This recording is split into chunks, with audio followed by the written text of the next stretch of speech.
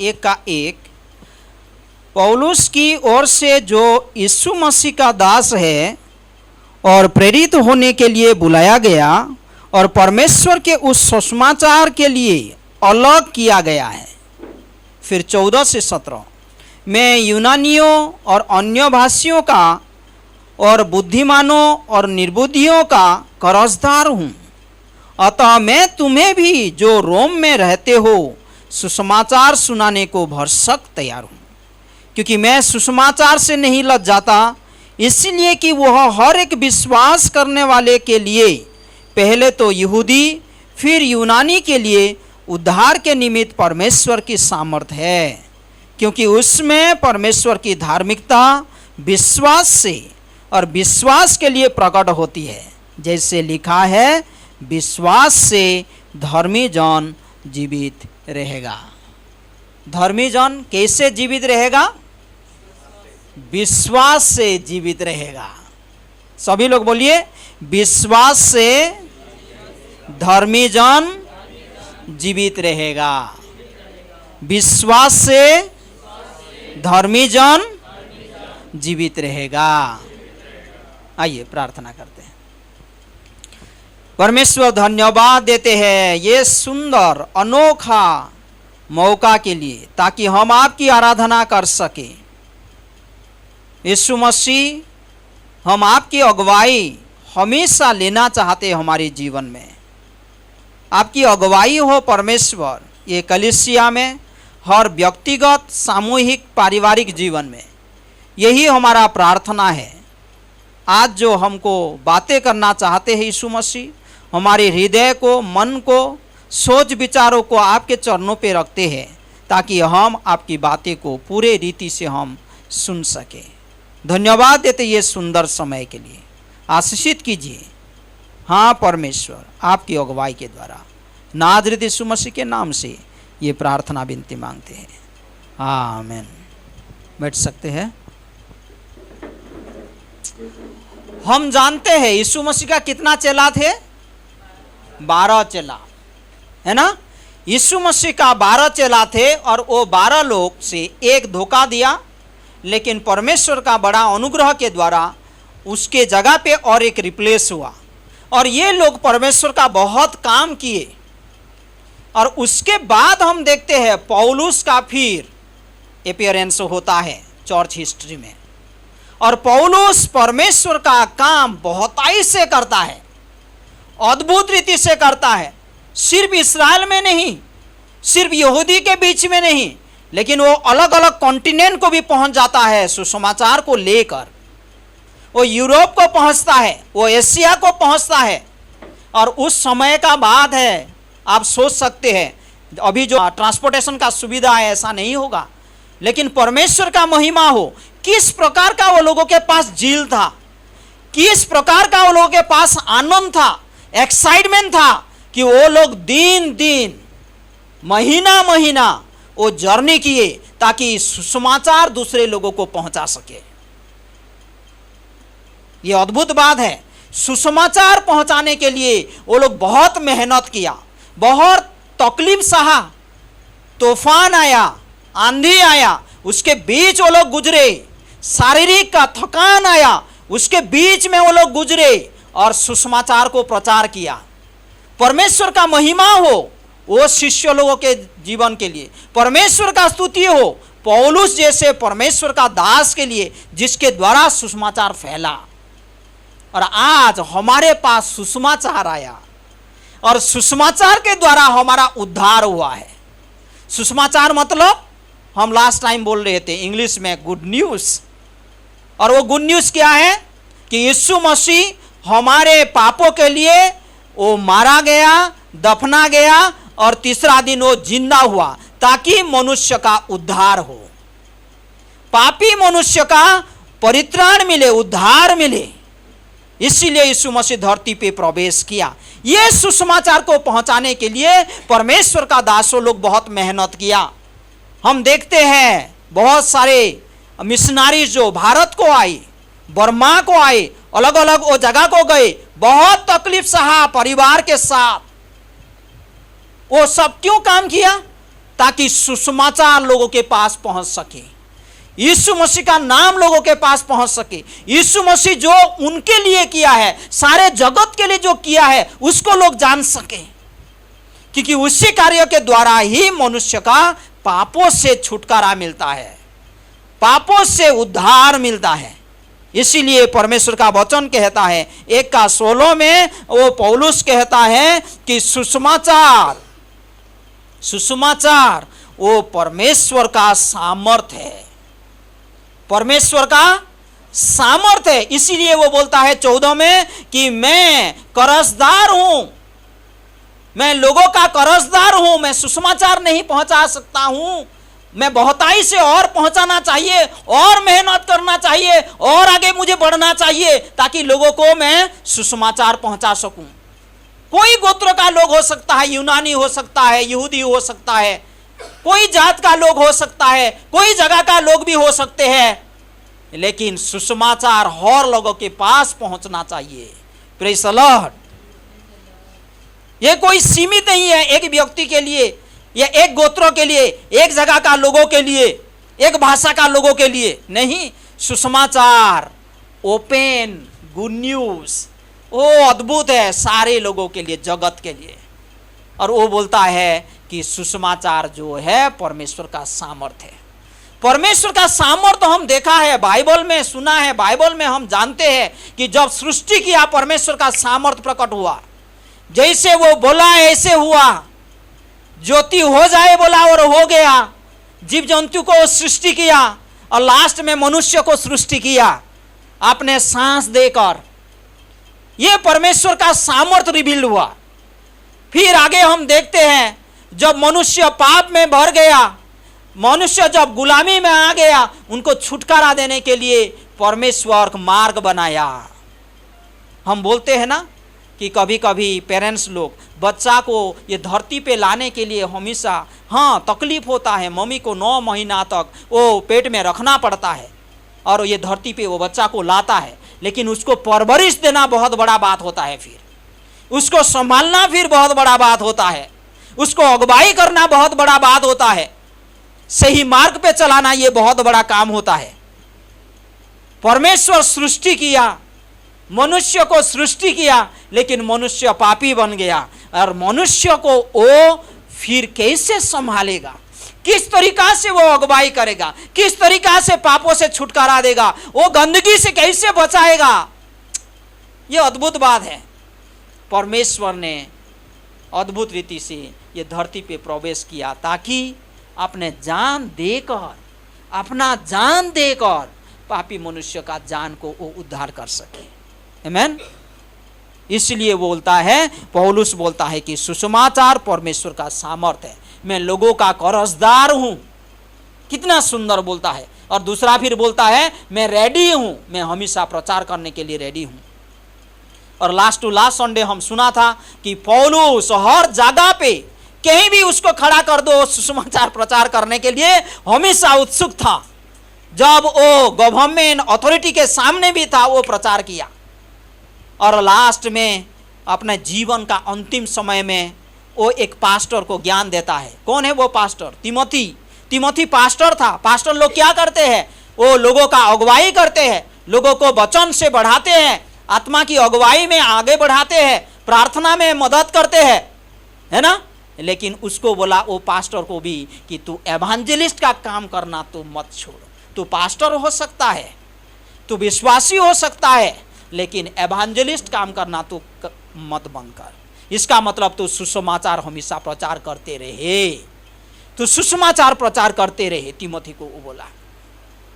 तो ये बहुत खूबसूरत है। पौलुस जो सुसमाचार का सामर्थ्य को वो जानता है कि सुसमाचार के द्वारा ही मनुष्य का उद्धार होता है। अभी हम देखते हैं यीशु मसीह कैसे परमेश्वर का राज्य में प्रवेश करने के लिए सुसमाचार देता है एक व्यक्ति को, है ना। हम लास्ट फेलोशिप में ये बातें किए थे। यूहन्ना का 3 निकालिए।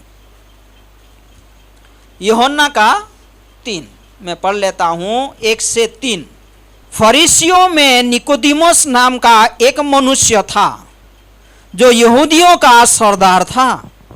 उसने रात को यीशु के पास आकर उससे कहा, हे रब्बी, हम जानते हैं कि तू परमेश्वर की ओर से गुरु होकर आया है, क्योंकि कोई इन चिन्हों को जो तू दिखाता है, यदि परमेश्वर उसके साथ ना हो तो नहीं दिखा सकता। 3 में देखिए, यीशु ने उसको उत्तर दिया, मैं तुझसे सच सच कहता हूं, यदि कोई नए सिरे से ना जन्मे तो परमेश्वर का राज्य देख नहीं सकता। उसके बाद 14 और 15 देखिए, और जिस रीति से मूसा ने जंगल में सांप को ऊंचे पर चढ़ाया, उसी रीति से अवश्य है कि मनुष्य का पुत्र भी ऊंचे पर चढ़ाया जाए, ताकि जो कोई उस पर विश्वास करे वह अनंत जीवन पाए। ये बहुत सुंदर घटना है। यहूदी लोगों का जो समाज में एक लीडर है, वो धार्मिक गुरु भी है, वो अभी रात में यीशु मसीह को मिलने के लिए आता है। उसका नाम निकोदिमस था। वो फरीसी था, वो धर्मगुरु था, वो टीचर था। इसका मतलब ये है कि वो परमेश्वर का वचन को अच्छे से जानता था, पुराने नियम को वो अच्छे से जानता था। उस टाइम नया नियम नहीं था, इसीलिए यीशु मसीह वर्ष 14 और 15 में वो पुराने नियम का कुछ बातें को कोट करके उसको समझाता है, क्योंकि वो अच्छे से वो पुराने नियम जानता था। तो ये जो यहूदी का जो गुरु है, सरदार है, धार्मिक गुरु है, ये रात में आता है। उसका अलग अलग अंडरस्टैंडिंग हो सकता है कि वो लोगों को डर के मारे वो दिन में नहीं आ रहा है, या हो सकता है ये उसका बहुत सारे स्केड्यूल है ना, डेली स्केड्यूल है, बहुत सारे बिजी है, इसीलिए नहीं आ पाता है। परमेश्वर उसका सोच को जानता है, लेकिन बहुत सारे लोग हम विश्वास करते हैं कि समाज का भय से वो दिन में नहीं आता है, क्योंकि ये समाज में ज्ञानी कहला जाता है, ये समाज में गुरु कहला जाता है। और यीशु मसीह जो गुरु जैसा वो नहीं था, समाज लोग उसको गुरु जैसा ग्रहण नहीं करते थे। लेकिन परमेश्वर का महिमा हो, ये व्यक्ति जब यीशु मसीह के पास आता है, उसको हे गुरु बोल के पुकारता है, वो आदर करता है और कहता है। देखिए, फरीसियों में निकोदिमस नाम का एक मनुष्य था जो यहूदियों का सरदार था। उसने रात को यीशु के पास आकर उससे कहा, क्या कहा?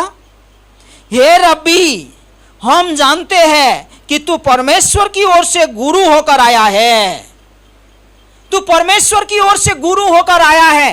ये गुरु ने कहा है, यहूदी का गुरु निकोदिमस ने कहा है, स्वीकार किया है कि यीशु मसीह परमेश्वर की ओर से आया है। और देखिए क्या फिर बोलता है, क्योंकि कोई इन चिन्हों को जो तू दिखाता है, यदि परमेश्वर उसके साथ ना हो तो नहीं दिखा सकता। तू जो चिन्ह चमत्कार कर रहा है, तू जो बड़ा बड़ा मिराकल्स कर रहा है, ये परमेश्वर आपके साथ नहीं होने से आप नहीं कर सकता है। परमेश्वर आपके साथ है, आप परमेश्वर की ओर से आया है, इसीलिए तू ये चिन्ह चमत्कार कर पा रहा है। यहां पर हम अच्छे से समझने के लिए कोशिश करते हैं। देखिए, ये निकोदिमस का अंडरस्टैंडिंग बहुत सीमित था, इसीलिए यीशु मसीह मत्ती का 16 में भी लोगों को पूछा था, डिसाइपल लोगों को पूछा था कि ये दुनिया मेरे बारे में क्या कहता है, ये लोग मेरे बारे में क्या कहते हैं। ये मत्ती का 16 में लिखा गया है ना। निकोदिमस आकर क्या बोल रहा है, हे गुरु, आप परमेश्वर की ओर से गुरु बन के आया है, परमेश्वर आपके साथ है, इसलिए आप बड़ा बड़ा चिन्ह चमत्कार कर रहा है। लेकिन यहां पर हम देखते हैं मत्ती का 16 में 13 से देखिए, यीशु कैसरिया फिलिपी के प्रदेश में आया और अपने चेलों से पूछने लगा, लोग मनुष्य के पुत्र को क्या कहते हैं?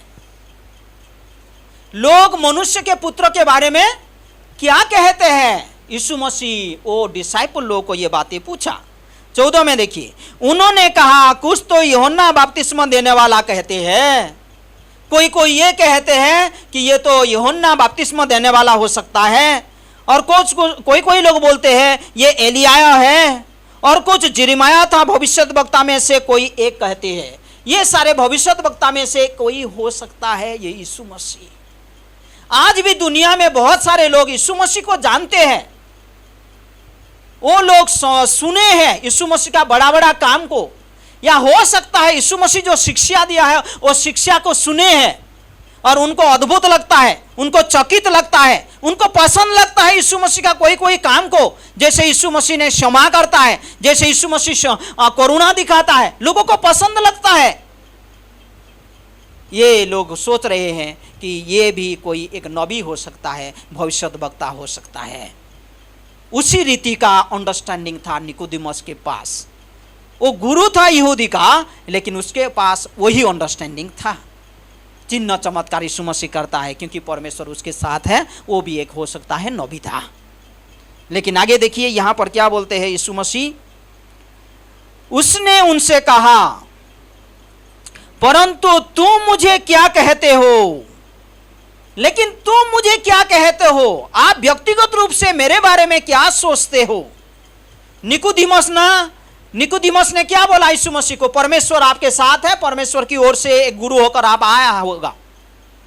लेकिन यहां पर यीशु मसीह डिसाइपल लोगों को बोलता है, लेकिन आप व्यक्तिगत रूप से मेरे बारे में क्या सोचते हो? आप मुझे क्या कहते हो? 16 में देखिए, शमौन पतरस ने उत्तर दिया, तू जीवित परमेश्वर का पुत्र मसीह है। तू कौन है? जीवित परमेश्वर का पुत्र मसीह है, जो क्राइस्ट है। क्राइस्ट मतलब वो एनोइंटेड वन, जो सेवियर होता है, the one who saves the Sinner, जो पापी मनुष्य को उद्धार करता है, वो मसीहा है। वो बोला कौन? पतरस ने ये बातें को बोला कि तू जीवित परमेश्वर का पुत्र मसीह है। ये व्यक्तिगत रूप से अपना फेथ डिक्लेरेशन किया, अपना विश्वास को वो घोषणा किया यीशु मसीह के सामने व्यक्तिगत रूप से। उसके बाद 17 में देखिए, यीशु ने उसको उत्तर दिया, हे शमौन योना का पुत्र, तू धन्य है, क्योंकि मांस और लहू ने नहीं, परंतु मेरे पिता ने जो स्वर्ग में है यह बात तुझ पर प्रकट की है। Praise the Lord. ये तेरी ओर से नहीं आया है, ये परमेश्वर पिता की ओर से आया है। पवित्र आत्मा के अगुवाई के द्वारा तू बोल रहा है कि मैं मसीहा हूं, मैं उद्धार करता हूं, पापों से छुटकारा देने वाला हूं। आगे देखिए यूहन्ना का 3 के पास आइए। फिर यहां पर देखिए, जब यीशु मसीह ये बातें निकोदेमस से सुना कि यो निकोदेमस बोला तू परमेश्वर की ओर से है, तो चिन्ह चमत्कार कर रहा है, तो यीशु मसीह उसको क्या बोला? उसको बोला है, यीशु ने उसको उत्तर दिया, मैं तुझसे सच सच कहता हूं, यदि कोई नए सिरे से न जन्मे तो परमेश्वर का राज्य देख नहीं सकता। If anyone is not born again in the spirit, if anyone is not having new birth, और कोई भी ऊपर से वो जन्म नहीं लिया है, तो परमेश्वर के राज्य को वो देख नहीं सकता, परमेश्वर के राज्य में वो प्रवेश नहीं कर सकता। जब शमौन ने यीशु मसीह को कॉन्फेस किया, तो जीवित परमेश्वर का जो मसीहा है, वह पुत्र है बोल के स्वीकार किया, तो यीशु मसीह क्या बोला? ये तेरी ओर से नहीं, लेकिन ऊपर से ये अगुवाई हुआ है, पवित्र आत्मा का अगुवाई के द्वारा तू विश्वास कर रहा है और तू मुझे मसीहा के रूप से ग्रहण किया है। धन्य है शमौन, धन्य है तू बोल के यीशु मसीह कहता है। यहां पर निकोदेमस से वो दिखाई नहीं दिया था, वो सोच नहीं आया था, इसीलिए यीशु मसीह निकोदेमस को बोला कि जब तक तू ऊपर से तू जन्म नहीं लेगा, तब तक तू परमेश्वर के राज्य में प्रवेश नहीं करेगा। उसका अंडरस्टैंडिंग क्या था? वो चिन्ह चमत्कार हो सकता है, वो नबी, वो अच्छा शिक्षा दे सकता है, अच्छे बातें बोल सकता है, अच्छा काम कर सकता है, लेकिन इससे बढ़कर जो चीज है उसको जानना जरूरत है, उससे बढ़कर जो महत्वपूर्ण बात है उसको वो समझना चाहिए। वो गुरु को, निकोदेमस को समझना चाहिए। वो क्या है कि परमेश्वर के राज्य में उसको प्रवेश करना है, परमेश्वर के राज्य में प्रवेश करना है। और कैसे वो परमेश्वर का राज्य में प्रवेश करेगा, वहां पर लिखा गया है 3 और 4 में। यीशु ने उसको उत्तर दिया, मैं तुझसे सच सच कहता हूं, यदि कोई नए सिरे से न जन्मे तो परमेश्वर का राज्य नहीं देख सकता है, देख नहीं सकता है। यहां पर क्या लिखा है? न्यू बॉर्न, है ना, न्यू बर्थ, बॉर्न अगेन नहीं होता है। तो और 6:4 में लिखा दिया है, निकोदेमुस ने उससे कहा, मनुष्य जब बूढ़ा हो गया। यहाँ पर आगे आप पढ़ेंगे 4, 5, 6, 7 में तो वहाँ पर वार्तालाप होता है। निकोदेमुस समझ नहीं पाता है किस तरीका से वो नया जन्म लेगा, लेकिन यीशु मसीह उसको अच्छे से बताता है। 6 में, जो कोई शरीर से जन्मा है वह शरीर है, और जो आत्मा से जन्मा है वह आत्मा है। जो शरीर से जन्मा है वो शारीरिक रहता है, वो शरीर के द्वारा काम करता है, वो शरीर के द्वारा चलता है। लेकिन जो व्यक्ति आत्मा के द्वारा जन्मा होता है वो आत्मा के द्वारा चलता है, वो आत्मा का कार्य देखता है। परमेश्वर का महिमा हो। ये सुंदर वचन के लिए रोमियो का 8:9 में लिखा गया है, जिसके पास पवित्र आत्मा नहीं है वो परमेश्वर का पुत्र नहीं है, वो परमेश्वर का संतान नहीं है। 6 में यीशु मसीह ने कहा, तुमको आत्मा से जन्म लेना पड़ेगा। उसके बाद आगे हम देखते हैं यीशु मसीह कौन सा बारे में ज्यादा बताता है। निकोदेमुस को चिन्ह चमत्कार नहीं, मैं अच्छा गुरु हूं बोल के नहीं, लेकिन वो क्या बोला, स्वर्ग राज्य के बारे में। ये बहुत सुंदर है, स्वर्ग राज्य, परमेश्वर के राज्य में प्रचार करता है यीशु मसीह, है ना। परमेश्वर के राज्य के बारे में वो प्रचार करता है। इसीलिए पौलुस का जो वचन है 1:16-17 देखिए तो, रोमियो का 1:16 और 17 क्या लिखा है,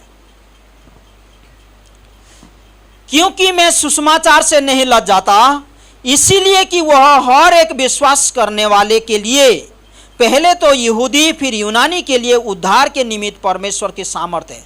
क्योंकि उसमें परमेश्वर की धार्मिकता, परमेश्वर का धार्मिकता विश्वास से और विश्वास के लिए प्रकट होती है। जैसे लिखा है, विश्वास से धर्मी जन जीवित रहेगा। अच्छे से समझने के लिए कोशिश कीजिए। यहाँ पर विश्वास के बारे में यीशु मसीह बोला।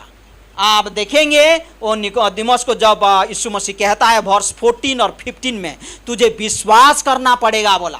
कौन सा बातों में, नंबर्स चैप्टर 21 को वो कोट किया। नंबर्स चैप्टर 21 का 4 का 9 से आप देखेंगे वहां पर विष वाले जो सांप आकर लोगों को काटता है, क्योंकि परमेश्वर का लोग परमेश्वर के खिलाफ गए और मूसा के खिलाफ गए। वो लोग विरोध गए, इसीलिए परमेश्वर का गुस्सा हुआ, परमेश्वर का क्रोध आया और परमेश्वर ने क्या भेजा, विष वाले सांप भेजा। और सांप वो लोगों को काटने लगा, तब लोग रोने लगा। मूसा आकर परमेश्वर के पास प्रार्थना किया, तो परमेश्वर ने बोला मूसा को, तो एक पीतल का विष वाला जैसा सांप है ऐसे तू लकड़ी के ऊपर लटका दी, और जो लोगों के पास आकर वो सांप काटा है वो लोग ऊपर देखकर वो लोग उद्धार पाएंगे। ये नंबर चैप्टर गिनती का 21 4 से 9 आप देख सकते हैं। तो वो बातों को यीशु मसीह कोट किया। पढ़ते हैं थोड़ा वहां पर। विश्वास के बारे में यीशु मसीह बोलता है, विश्वास के द्वारा धर्मी जन जिएगा। और जिस रीति से मूसा ने जंगल में सांप को ऊंचे पर चढ़ाया, उसी रीति से अवश्य है कि मनुष्य का पुत्र भी ऊंचे पर चढ़ाया जाए। हे निकोदेमुस, तू जानता है कि रेगिस्तान में जब विष वाले सांप आए थे और लोगों को ढांसने शुरू किया, तो लोग ने चिल्लाया और जब दुहाई किया, परमेश्वर उनका प्रार्थना सुना, उनको उद्धार देने के लिए एक मार्ग बनाया ताकि पीतल का सांप वो लकड़ी के ऊपर लटका जाए। वैसे मनुष्य का पुत्र लकड़ी में उठा जाएगा। He will be lifted up in the cross। और वो बातों को तू जब विश्वास करेगा तुझे अनंत जीवन मिलेगा। 15 में देखिए, ताकि जो कोई उस पर विश्वास करे वह अनंत जीवन पाए। जो कोई उस पर विश्वास करे, निकोदेमुस जैसा व्यक्ति भी उद्धार पा सकता है। हमारा समझ सीमित हो सकता है, हम लोग यीशु मसीह को अच्छे से नहीं जाना है, कोई प्रॉब्लम नहीं है। कोई भी, यहां पर लिखा गया है जो कोई, आप पढ़ेंगे 16 में, क्योंकि परमेश्वर ने जगत से ऐसा प्रेम रखा कि उसने अपना एक लौता पुत्र दे दिया, ताकि जो कोई उस पर विश्वास करे, जो कोई उस पर विश्वास करे वह नष्ट ना हो परंतु अनंत जीवन पाए। और अब वर्ष 18 में भी ये देखने के लिए मिलेगा, जो कोई उस पर विश्वास करे। किस पर विश्वास करे? यीशु मसीह पर विश्वास करे। किस पर विश्वास करे? यीशु मसीह का कार्य पर विश्वास करे। यीशु मसीह लटका गया लकड़ी पे ताकि मनुष्य का पापों को खंडन कर सके, खत्म कर सके। यीशु मसीह दफना गया, 3 दिन के बाद जिंदा हुआ। ये बातों को जब मनुष्य विश्वास करता है तो उसको उद्धार मिलता है, क्योंकि ये धार्मिक का बात है, ये धार्मिकता का बात है ना। किंगडम ऑफ गॉड और किंगडम ऑफ द वर्ल्ड। सोचिए थोड़ा, यहां पर परमेश्वर का राज्य के बारे में यीशु मसीह प्रायोरिटीज देता है और प्रचार करता है। वहां पर क्या होता है, रोमियो का 14 का 17 में लिखा गया है, परमेश्वर का राज्य भोजन खाना पीना का नहीं है। परमेश्वर का राज्य धार्मिकता, शांति और आनंद का बात है। वो धार्मिकता कहां से आता है? यीशु मसीह से आता है। यीशु मसीह का मृत्यु के द्वारा हमारा पाप धो जाता है। यीशु मसीह का उद्धार जो हमारे पास आता है, उसकी धार्मिकता हमारे पास आता है। वो पुनरुत्थान हुआ, पाप का काम को वो खत्म किया। ये बहुत सुंदर एक वचन है, पढ़िए तो सब लोग, बहुत सुंदर है। 1 कोरिन्थियों का 6, विश्वास, धर्मी जन विश्वास के द्वारा वो जिएगा। कैसे विश्वास? यीशु मसीह पर विश्वास। कैसे? एक्टिव विश्वास। आप याकूब का किताब पढ़ेंगे, जेम्स में देखेंगे ना, फेथ क्या होता है? Faith produces work, faith produces godly life, faith produces wisdom. Faith should be active, not passive. विश्वास जो होता है हमारे धार्मिक जीवन पैदा करता है। विश्वास जो होता है बुद्धि लाता है। विश्वास जो हमारे जो टंग को होल्ड करता है। विश्वासी का जीवन अलग होता है जब एक्टिव फेथ, हमारा विश्वास सही में यीशु मसीह के पास है। इसीलिए इब्न पौलुस भी फिलिपियों का 3:1 में बोला कि मैं तुमको ये सारे बातें दोहराने के लिए नहीं हिचकिचाता हूं, क्योंकि ये बातें आपको सिंपल लग सकता है लेकिन ये आपके लिए सेफगार्ड है। दूसरा पतरस का 1:14-15 में भी पतरस दोहराता है और बोलता है, जब तक मैं ये धरती पे हूं, ये बातों को मैं तुमको याद दिलाता हूं ताकि ये बातों तुम्हारे मन में, तुम्हारे सोच में याद रहे, अच्छे से तुम स्मरण कर सके हो। ये बहुत सुंदर बात है। 9 से 11, 1 कोरिन्थियों का 6, 9 से 11। क्या तुम नहीं जानते, यहां पर जो अन्यायी वर्ड है ना, ये अन्यायी वर्ड एक्चुअली सूट नहीं है, ये अधर्मी वर्ड है ना। अधर्मी, क्योंकि यीशु मसीह के द्वारा हम धार्मिक में गिनती में आए, हम धार्मिक बन गए। क्या तुम नहीं जानते कि अन्यायी लोग परमेश्वर के राज्य के वारिस नहीं होंगे? परमेश्वर के राज्य में वो लोग प्रवेश नहीं करेंगे। अन्यायी लोग, अधर्मी लोग। बाइबल क्लियरली लिखता है रोमियो का 3:23 में, हम सब लोग पाप किया और परमेश्वर का महिमा से हम दूर हो गया। हम सब लोग पापी बन गए, हम सब लोग अधार्मिक हैं। यहां पर लिखा गया है, क्या तुम नहीं जानते कि अन्यायी लोग परमेश्वर के राज्य के वारिस ना होंगे? धोखा ना खाओ, ना वेश्यागामी, ना मूर्ति पूजक, ना परस्त्रीगामी, ना लुच्चे, ना पुरुषगामी, ना चोर, ना लोभी, ना पिक्कड़, ना गाली देने वाला, ना अंधेर करने वाले परमेश्वर के राज्य के वारिस होंगे। बाइबल स्पष्ट रीति से बहुत सारे पाप के बारे में जिक्र करता है। क्या होता है पाप? पाप जो परमेश्वर से दूर ले जाता है। मनुष्य अधार्मिक है, मनुष्य पापी है, लेकिन परमेश्वर का महिमा हो, यीशु मसीह हमारे लिए क्रूस पे मारा गया, दफना गया और 3 दिन के बाद जिंदा हुआ। उस पर जो विश्वास करेगा, यूहन्ना का 3:15 में जैसे हम पढ़ा, जितने लोग उस पर विश्वास करेंगे उनको उद्धार मिलेगा। यहां पर देखिए 11 में, 1 कोरिन्थियों का 6:11 में, और तुम में से कितने ऐसे ही थे? तुम लोग भी ऐसे ही थे, तुम लोग भी पाप में डूबे थे, पाप में जी रहे थे, परंतु तुम प्रभु यीशु मसीह के नाम से और हमारे परमेश्वर के आत्मा से धोए गए हो और पवित्र हुए हैं और धर्मी ठहरे हैं। Praise the Lord. आज हम पवित्र हुए हैं, हमारे सारे पाप धो गया है और हम धर्मी ठहरे हैं।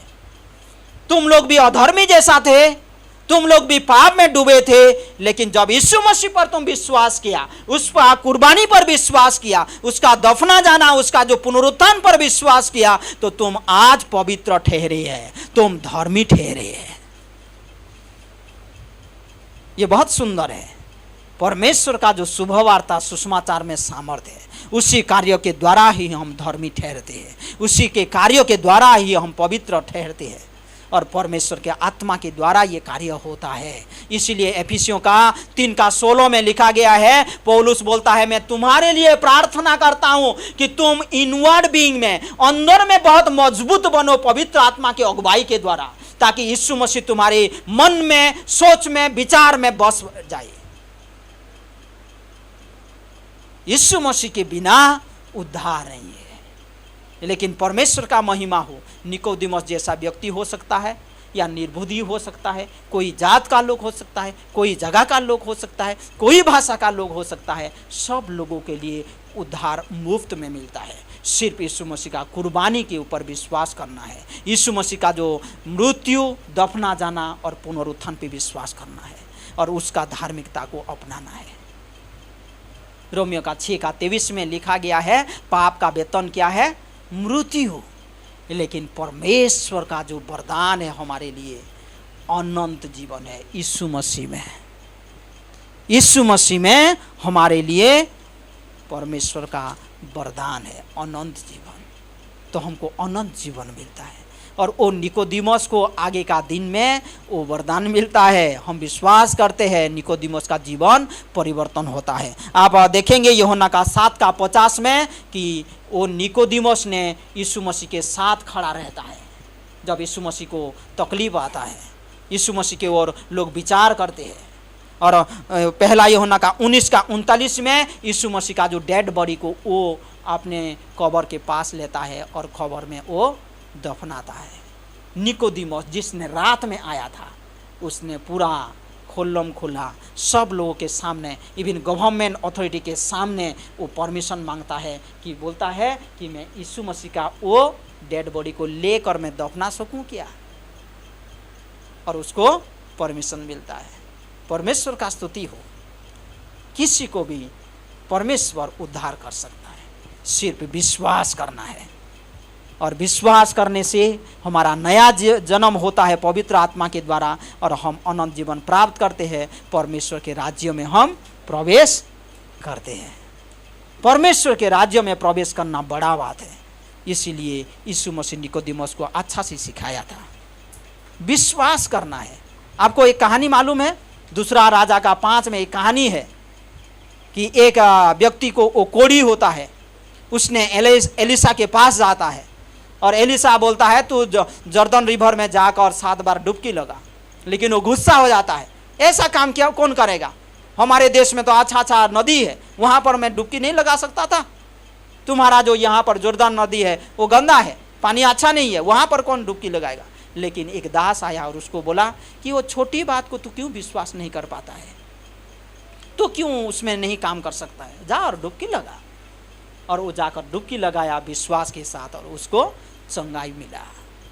यीशु मसीह का कुर्बानी में, यीशु मसीह का कार्यों में हमको अनंत जीवन मिलता है।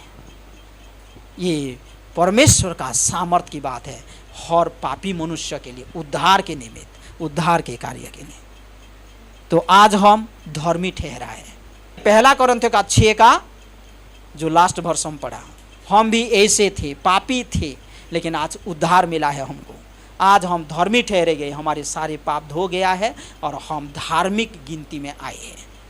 विश्वास से मनुष्य धार्मिक बनता है। एफिसियों का 2 का 8 के अनुसार क्या होता है कि विश्वास के द्वारा, परमेश्वर का अनुग्रह के द्वारा आप उद्धार प्राप्त करते हैं। तो परमेश्वर हम सभी को बहुताई से आशीष करे। हमारे बीच में कोई भी यीशु मसीह पर विश्वास नहीं किया है तो विश्वास कर सकते हैं। आइए अपने अपने आंखों को हम बंद करते हैं। यहाँ पर कोई भी भाई बहन है या मैसेज को जितने लोग भी सुन रहे हैं, कोई भी यीशु मसीह पर विश्वास नहीं किया है, आप यीशु मसीह पर विश्वास कर सकते हैं।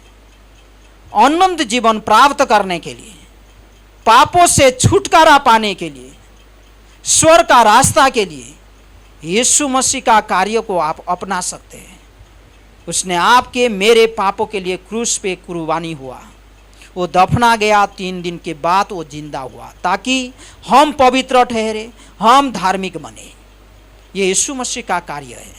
और यहाँ पर कोई भी भाई बहन है, आज भी आप पाप में जी रहे हैं तो आप डिसीजन ले सकते हैं यीशु मसीह आपने मेरे लिए जान दिया, मेरे पापों को दूर करने के लिए आपने मेरे लिए जान दिया क्रूस पे। मदद कीजिए पवित्र आत्मा, ताकि मैं पाप में ना जी सकूं। आप प्रार्थना कर सकते हैं। परमेश्वर धन्यवाद देते ये सुंदर समय के लिए। हम सब लोग आपके चरणों पे आते हैं, हम आभारी रहते हैं परमेश्वर आपके चरणों पे।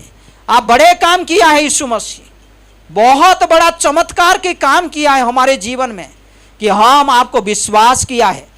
जैसे समन पत्रोस ने आपको कॉन्फेस किया था, हम आपको पूरे रीति से ग्रहण किया है यीशु मसीह। आप उद्धार करता है, आप मसीहा है हमारे लिए। परमेश्वर धन्यवाद देते यीशु मसीह आपकी बड़ी कार्य के लिए, धन्यवाद देते हैं परमेश्वर। हम सभी को परमेश्वर नाम नाम लेकर आपके सामर्थ्य के द्वारा अगुवाई कीजिए, यही हमारा प्रार्थना है। धन्यवाद देते ये कलीसिया के लिए परमेश्वर। सभी लोगों को आशीषित कीजिए परमेश्वर, ताकि एक धार्मिक का जीवन हम सब लोग जी सकेंगे। आपकी महिमा हो, आपका स्तुति हो परमेश्वर, यही हमारा प्रार्थना है।